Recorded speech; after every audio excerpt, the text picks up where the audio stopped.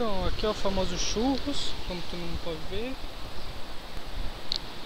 Aí, Shirley, isso aqui vou mostrar pra você, pro Treta, pro Rei, pro Matanza, onde eu moro.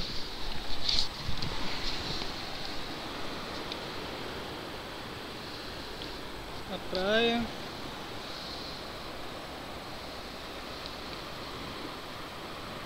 Hoje tá um tempo ruim, mas a praia é gostosa.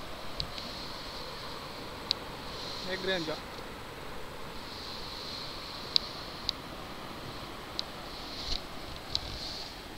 Gostoso a praia. Sossegadinha, as montanhas.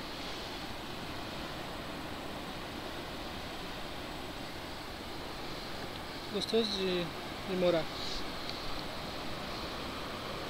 Então é isso aí. Aqui é onde eu moro. Qualquer dia vocês vêm pra cá então, pra gente curtir. Firmeza? É nóis.